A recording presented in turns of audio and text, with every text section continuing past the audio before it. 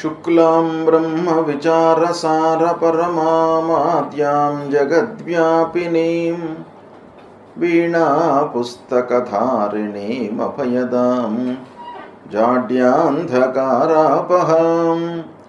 हस्ते स्फाटिकमालिकां विदधतीं पद्मासने संस्थितां वन्दे तां परमेश्वरीं भगवतीं बुद्धिप्रदां शारदां। श्री महागणाधिपतये नमः। శ్రీ మహాసరస్వత్యై నమః. శ్రీ గురుభ్యో నమః. జూన్ మాసంలో వస్తున్నటువంటి ముఖ్యమైనటువంటి పండుగలు, జయంతులు, వాటి ప్రాశస్త్యము, మనం చేయవలసినటువంటి కర్తవ్యము, వీటి గురించి తెలుసుకుందాం. ముందుగా జ్యేష్ఠ శుద్ధ దశమి గురువారం 5 జూన్ రోజున దశహర పాప దశమి వ్రతం. ఇది చాలా ముఖ్యమైనటువంటి వ్రతం. దశహర పాప దశమి అని దీనికి పేరు. అంటే ప్రతి మానవుడు కూడాను తెలిసి కొన్ని పాపాలు చేస్తూ ఉంటాడు, తెలియకుండా కొన్ని పాపాలు చేస్తూ ఉంటాడు, కొన్ని ఫోర్స్డ్గా కూడాను కొన్ని చేయవలసినటువంటి ఆగత్యం ఏర్పడుతుంది. ఈ విధంగా దశవిధ పాపాలు చేసేటువంటి అవకాశాలు బాగా ఉన్నాయి. ఇందులో కాయిక, వాచిక, మానసికమైనటువంటి పాపాలు అంటే శరీరము ఇన్వాల్వ్ అయ్యి చేసేటువంటి పాపాలు కొన్ని, మాట మూలకంగా ఎదుటి వాళ్లను ఇబ్బంది పెట్టడము, తద్వారా కలిగేటువంటి పాపాలు, మనస్సు లోపల అనర్థాలను ఊహించుకొని కీడును తలపెట్టి తద్వారా వచ్చేటువంటి పాపాలు, మానసికమైనటువంటి పాపాలు. ఇలా మూడు రకాలుగా ఉండేటువంటి పాపాలు మొత్తం కలిపితే మనకు ఒక్కొక్క దానిలో 4, 3 ఇలా పాపాలు 10 రకాలుగా ఉంటాయి అనేటువంటిది శాస్త్రం చెబుతుంది.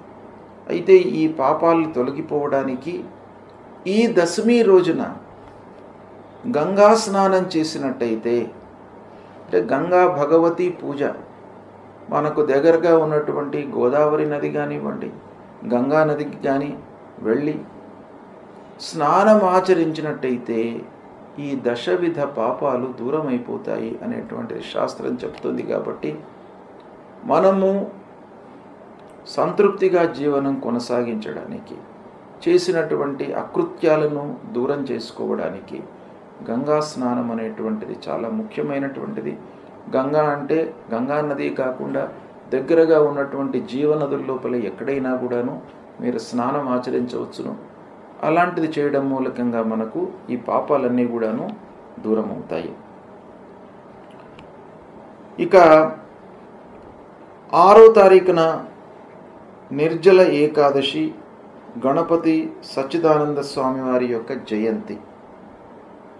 ఈ నిర్జల ఏకాదశి, మనకు ఏకాదశి వ్రతం చాలా ఉత్తమమైనటువంటి వ్రతం. అన్ని వ్రతాల్లో కూడాను ఏకాదశి వ్రతానికి అత్యంత ప్రాధాన్యత మన శాస్త్రంలో ఇవ్వబడింది. కాబట్టి మనము ప్రకృతి పరంగా, ఆరోగ్యపరంగా, శారీరకంగా మనము దృష్టిలో పెట్టుకున్నట్టయితే ఏకాదశి రోజున ఉపవాసం చేసి ద్వాదశి రోజున పారణ చేసినట్టయితే అద్భుతమైనటువంటి ఫలితాలు కలుగుతాయి. ఉన్నతమైనటువంటి భావనలతో మోక్షాన్ని పొందవచ్చును అనేటువంటివి కూడాను మనకు ఇతిహాసాల లోపల చాలా చెప్పబడి ఉన్నాయి. కాబట్టి ఈ రోజున ఏకాదశి వ్రతాన్ని ఆచరించాలి. ఇదే రోజున అవధూత పీఠాధిపతి గణపతి సచ్చిదానంద స్వామి వారి యొక్క జయంతి. ఆ స్వామివారిని మీరు కొలవండి. త్రిమూర్తి స్వరూపమైనటువంటి ఆ గురు భగవానుడు, గురుదేవుడి యొక్క అనుగ్రహాన్ని పొందడానికై స్వామివారిని మీరు పూజించండి. ఇక 8వ తారీఖు రోజున మృగశిర కార్తీ ప్రవేశం. వ్యవసాయదారులకు కార్తులు అత్యంత ప్రాధాన్యతను సంతరించుకున్నటువంటివి. కార్తులను దృష్టిలో పెట్టుకొని వాళ్ళు కార్యకలాపాలు చేస్తూ ఉంటారు.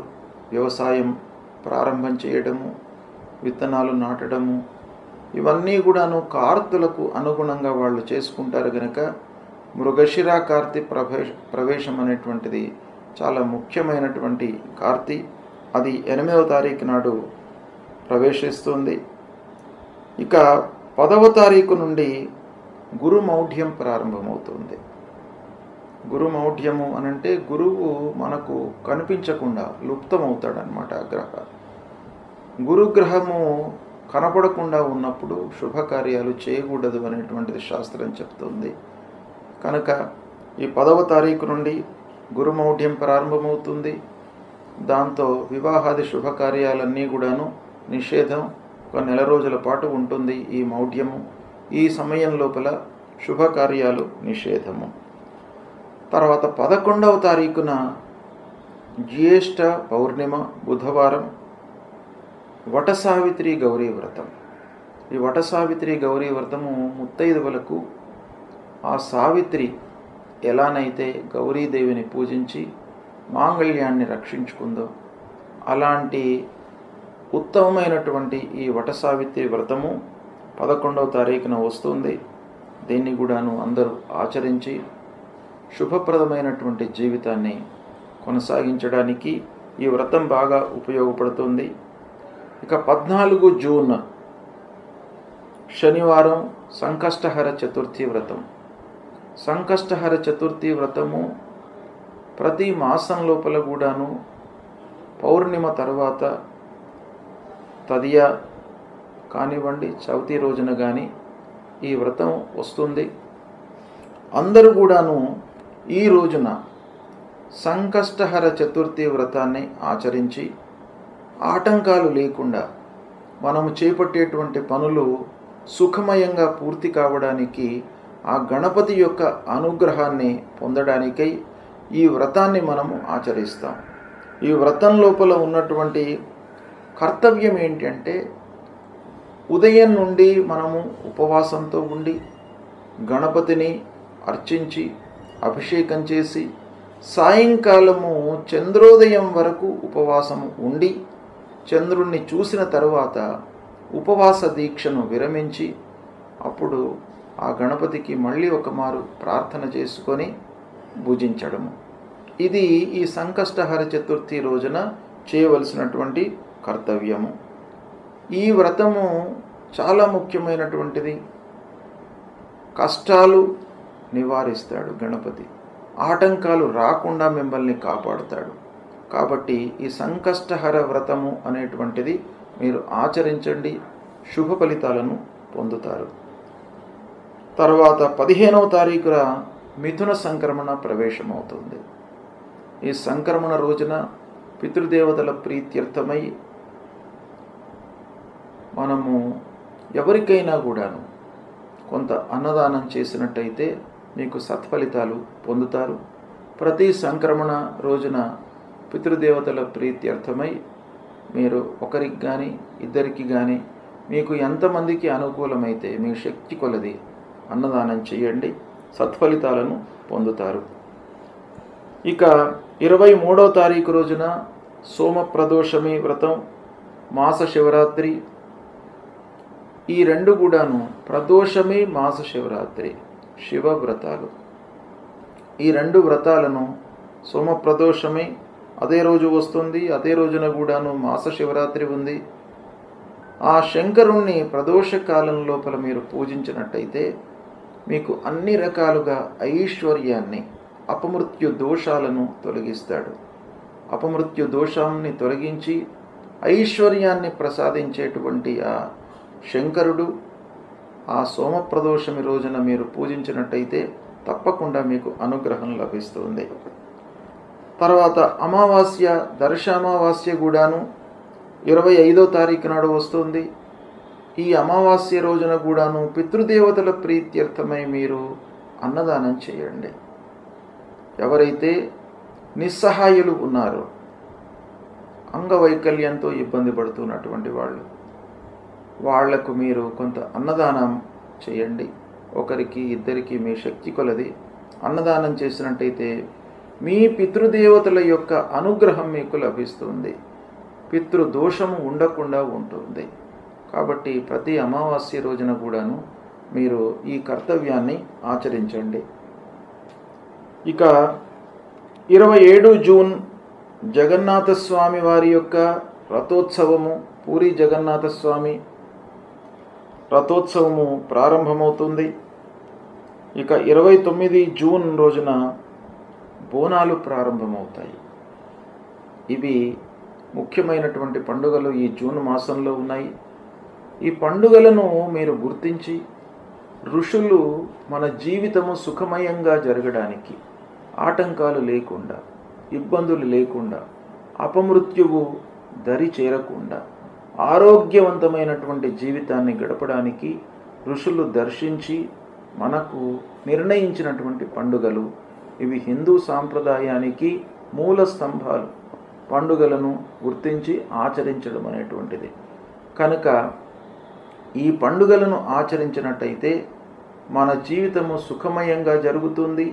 ఆ పండుగల వెనుక ఉన్నటువంటి ఇతిహాసాన్ని కూడాను మీరు అర్థం చేసుకొని దానికి ప్రత్యామ్నాయమైనటువంటి కర్తవ్యాలు, ఏ పండుగ రోజున మనం ఏం చేయాలి అనేటువంటిది మీకు స్థూలంగా నేను చెప్పాను.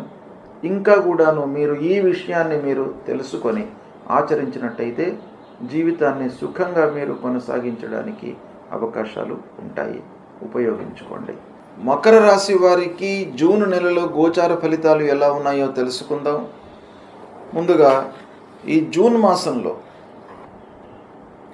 గ్రహస్థితి ఎలా ఉంది, ఏ రాశులలో ఈ 8 గ్రహాలు చంద్రుణ్ణి మినహాయించి నవగ్రహాలలో ఈ గ్రహాలు ఏ రాశిలో సంచరిస్తున్నాయి అనే విషయాన్ని మనం చూసినట్టయితే 15వ తారీఖు వరకు వృషభంలో రవి, 16 నుండి మిథునంలో, కుజుడు 6వ తారీఖు వరకు కర్కాటకంలో, 7వ తారీఖు నుండి మాసాంతం సింహంలో, 6వ తారీఖు వరకు వృషభంలో బుధుడు, 22వ తారీఖు వరకు మిథునంలో, 23వ తారీఖు నుండి మాసాంతం వరకు కర్కాటకంలో బుధుడు సంచరిస్తున్నాడు. గురువు మిథునంలో సంచరిస్తున్నాడు. శుక్రుడు మేషంలో, శని మీనంలో, రాహువు కుంభంలో, కేతువు సింహంలో. ఈ విధంగా ఈ 8 గ్రహాలు ఈ రాశులలో సంచరిస్తున్నాయి.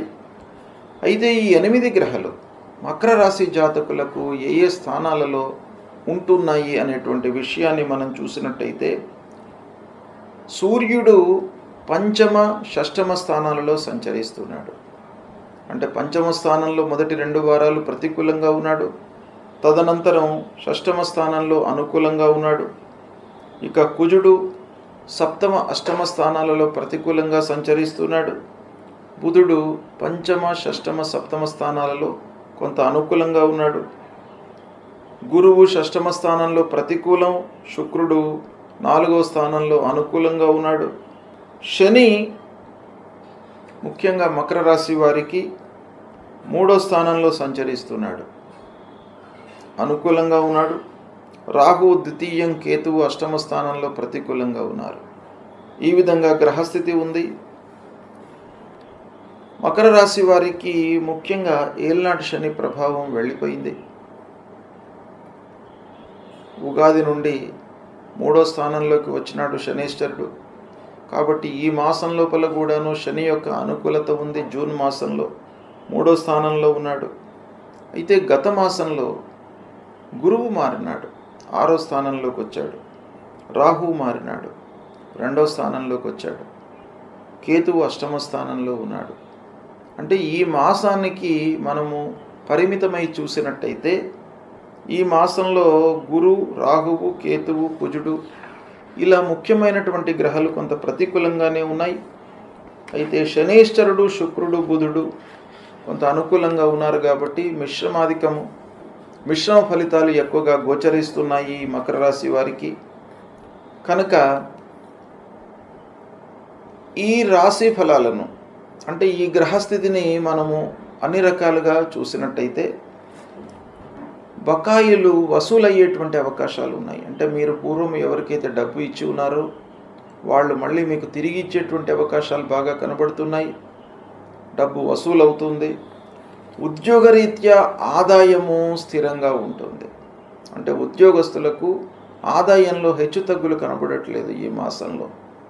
కాబట్టి అబ్నార్మల్గా మనకు రావడము, ఖర్చు కావడము, ఉద్యోగపరమైనటువంటి చిక్కులు అలాంటివి కనబడట్లేదు. కనుక ఓవరాల్గా అది సంతృప్తికరమైనటువంటి విషయం. ఆదాయం స్థిరంగా ఉన్నట్టయితే మనం ప్లానింగ్ చేసుకోవడానికి అవకాశాలు ఉంటాయి. కాబట్టి ఆదాయం మీకు కొంత స్థిరంగానే ఉంటుంది ఈ మాసంలో. సమయానికి కూడాను మీకు రావాల్సినటువంటి వేతనము, శాలరీస్ అన్నీ కూడాను అందుతాయి. స్థిర చిరాస్తుల మూలకంగా రాబడి ప్రారంభమవుతుంది. ఇది కూడాను ఒకటి మనకు సంతోషకరమైనటువంటి విషయం. ప్రయాణాలలో మట్టుకు కొంత జాగ్రత్త అవసరము. ప్రయాణాల మూలకంగా వృధా ఖర్చు అయ్యేటువంటి అవకాశం కనబడుతుంది. తద్వారా ఫ్రీక్వెంట్గా మీరు ప్రయాణాలు చేయడం మూలకంగా ఇంటి వాతావరణము కొంత ఇబ్బందికరంగా, అసంతృప్తిగా ఉండేటువంటి అవకాశాలు అప్పుడప్పుడు కనబడుతున్నాయి. అన్నదమ్ముల సహకారం లేకపోవడం అనేటువంటిది ఈ మాసంలో ప్రధానంగా కనబడుతున్నటువంటి అంశం. కాబట్టి తద్వారా కొన్ని పనులు ఆలస్యం అవుతాయి. వాళ్ళ యొక్క సహాయ సహకారాలు, మాట సహకారం కూడాను లేకపోవడం మూలకంగా పనులు ముందరికి జరగవు. బంధువర్గంతో వైషమ్యాలు పెరిగేటువంటి అవకాశం గోచరిస్తుంది. ఆరోగ్య విషయం లోపల మీరు చాలా జాగ్రత్తలు తీసుకోవాలి. భూతగాదాలు ముందుకు వస్తాయి. పూర్వం కొన్నటువంటి భూముల విషయంలో, డాక్యుమెంట్స్ విషయంలో మన కానివ్వండి, అలాంటివి మీకు కొన్ని ఇబ్బందులు తలెత్తేటువంటి అవకాశాలు ఉన్నాయి. వ్యవసాయదారులకు పంటల మూలకంగా అనుకూలంగానే ఉంటుంది. ఇక ఇరుగు పొరుగు వారితో, వ్యవసాయదారులు పక్క వారితో కొంత ఇబ్బందులు, వైషమ్యాలు వచ్చేటువంటి అవకాశాలు కనబడుతున్నాయి. పిల్లల చదువు, పెళ్ళి, ఉద్యోగ ప్రయత్నాలు బాగా అనుకూలిస్తాయి. అన్ని పనులను కూడాను మంచి అవగాహనతో ఆలోచించి ముందుకు వెళతారు. ప్రారంభించినటువంటి పనులలో కొంత ఆలస్యము ఉన్నప్పటికీ కలిసి వస్తాయి. కుటుంబ వాతావరణం ముఖ్యంగా మీకు చాలా సంతృప్తికరంగా ఉంటుంది. కుటుంబ పెద్దల ప్రోత్సాహం లభిస్తుంది. ఉద్యోగస్తులకు 3-4 వారాలు బాగా కలిసి వస్తాయి. 1-2 వారాలలో ఆఫీసులలో పనిభారం పెరగడం మూలకంగా చికాకుకు గురి అయ్యేటువంటి అవకాశం బాగా కనబడుతుంది. కళాకారులకు, సంగీతవేత్తలకు, సాహిత్యవేత్తలకు, న్యాయవాద వృత్తిలో ఉన్నటువంటి వారికి, వైద్య వృత్తిలో ఉన్నటువంటి వారికి ఈ మాసం బాగా కలిసి వస్తుంది. ఈ విధంగా ఓవరాల్గా చూసినట్టయితే కొన్ని కార్నర్స్లో అనుకూలత ఉన్నప్పటికీ ఓవరాల్గా ఈ మాసంలో కొన్ని జాగ్రత్తలు మట్టుకు తప్పకుండా మీరు తీసుకోవాలి. 1-4 సార్లు ఆలోచించండి. పనిని ప్రారంభించే ముందు ఆ పని విషయమై ఒక అవగాహనకు వచ్చిన తర్వాత ప్రారంభించినట్టయితే మీరు సమయం లోపల పనిని పూర్తి చేయగలుగుతారు. ఈ సమయాన్ని, ఈ గ్రహస్థితిని సద్వినియోగపరచుకోండి. శుభ ఫలితాలను పొందుతారు. గ్రహస్థితి ప్రతికూలంగా ఉన్నప్పుడు మనము చేయవలసినటువంటి కర్తవ్యాలు 2 ఉంటాయి. ఒకటి, మనము రెట్టింపు శ్రమతో ఆ పనులను చేయాలి. అంటే శక్తియుక్తులను ఉపయోగించి పనులు చేయడము. రెండవది, భగవంతుడి యొక్క అనుగ్రహము కొరకై మనము చేయవలసినటువంటి పరిహారాలు. ఇందులో ముఖ్యమైనటువంటి గ్రహాలు మనపైన చాలా ఎఫెక్ట్ను చూపిస్తాయి. సూర్యుడు, కుజుడు, గురువు, శనేశ్వరుడు, రాహువు, కేతువులు. ఈ గ్రహాలు ప్రతికూలంగా ఉన్నప్పుడు మనం చేయవలసినటువంటి విధి విధానాలు, పరిహారం ఏంటి అనేటువంటి విషయాన్ని చెప్తాను. సూర్యుడు ముఖ్యంగా మనకు ఆరోగ్యాన్ని ఇచ్చేటువంటి గ్రహము. ఆరోగ్య ప్రదాత అయినటువంటి సూర్యుడి యొక్క అనుకూలత బాగా ఉండాలి. అంటే దుస్థానాలలో సంచరిస్తున్నప్పుడు సూర్యుడు మనం చేసేటువంటి పనుల లోపల ఆటంకాలు, శ్రమ, శారీరక ఇబ్బందులు కలిగించేటువంటి అవకాశాలు ఉంటాయి. కాబట్టి సూర్యుణ్ణి మనం ప్రసన్నం చేసుకోవడానికై ప్రతినిత్యం కూడాను ఉదయము స్నానం చేసిన తర్వాత సూర్య నమస్కారాలు చేయడము చాలా ముఖ్యమైనటువంటిది.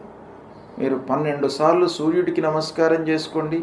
భూమికి కూడాను 12 సార్లు నమస్కారం చేయండి. నమస్కార ప్రియో భాను అని మీరు కేవలం నమస్కారం చేయడం మూలకంగానే మీకు ఆ సూర్య భగవానుడు మిమ్మల్ని అనుగ్రహిస్తాడు. మీరు చేసేటువంటిది చాలా కించిత్తు, కేవలం నమస్కారం. కానీ భగవంతుడు మీకు అనుగ్రహించేది మీకు ఆరోగ్యం. ఆరోగ్యమే మహాభాగ్యం. అలాంటిది మీకు కేవలం నమస్కారం మూలకంగానే వస్తుంది. కాబట్టి ప్రతినిత్యం కూడాను సూర్యుడికి నమస్కారం చేసుకోండి, భూమికి నమస్కారం చేయండి, మూలమంత్రాన్ని పఠించండి. సూర్యుడికి సంబంధించినటువంటి మూలమంత్రం జపా కుసుమ సంకాశం కాశ్యపేయం మహద్యుతిం తమోరిం సర్వపాపఘ్నం ప్రణతోస్మి దివాకరం అనేటువంటి ఈ మూలమంత్రాన్ని ప్రతినిత్యం కూడాను జపించండి. సూర్యుడికి అనుకూలమైనటువంటి జాతిరత్నం మాణిక్యం అంటే కెంపు. ఈ కెంపును ధరించండి. శివాభిషేకం కూడాను చేయండి. శివుడు కూడాను మీకు ఆరోగ్యాన్ని, ఐశ్వర్యాన్ని ఇచ్చేటువంటి భగవంతుడు కాబట్టి ఈ సూర్యుడు ప్రతికూలంగా ఉన్నప్పుడు సూర్యభగవానుడితో పాటు శంకరుడికి కూడాను మీరు పూజించండి. తర్వాత మన ఫలితాలపై అంగారకుడు అంటే కుజగ్రహం కూడాను బాగా ప్రభావాన్ని చూపిస్తాడు. కుజుడు ప్రతికూలంగా సంచరిస్తున్నప్పుడు మీరు సుబ్రహ్మణ్య స్వామిని పూజించండి, కాళీమాతను పూజించండి. ఎర్రటి పూలతో మీరు పూజించినట్టయితే ఆ అంగారకుడు మిమ్మల్ని అనుగ్రహిస్తాడు. ఈ అంగారకుడు అంటే కుజుడి యొక్క ప్రభావము నిర్వీర్యం కావడానికి, తగ్గడానికి, ప్రతికూల ఫలితాలు ఉండకుండా ఉండడానికి మీరు ప్రతినిత్యం కూడాను ధరణీ గర్భసంభూతం విద్యుత్ కాంచన సన్నిభం కుమారం శక్తిహస్తంచ మంగళం ప్రణమామ్యహం అనేటువంటి ఈ మూలమంత్రాన్ని ప్రతినిత్యం కూడాను జపించండి. సుబ్రహ్మణ్య స్వామి దేవాలయానికి వెళ్ళండి. ఈ అంగారకుడికి ప్రీతికరమైనటువంటి జాతిరత్నము పగడం. పగడాన్ని ధరించండి. పగడాన్ని ధరించినట్టయితే కూడాను అంగారకుడు ప్రీతి చెంది మీకు అనవసరమైనటువంటి ఇబ్బందులు లేకుండా మిమ్మల్ని కాపాడుతాడు. ఇక గురు భగవానుడు అత్యంత ప్రధానమైనటువంటి గ్రహ కనుక గురువు ప్రతికూలంగా ఉన్నప్పుడు మీరు దక్షిణామూర్తి దేవాలయానికి వెళ్ళడము, దత్తాత్రేయ స్వామి దేవాలయానికి వెళ్ళడము, దత్తాత్రేయ స్వామిని కొలవడము, ఇవి చేసినట్టయితే మీకు ఆ గురు భగవానుడి యొక్క అనుకూలత లభిస్తుంది.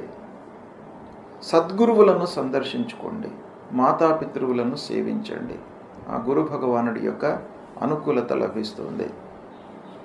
ఇక ఈ గురు ప్రీత్యర్థమై మూలమంత్రాన్ని కూడాను ప్రతినిత్యం జపించుకోండి.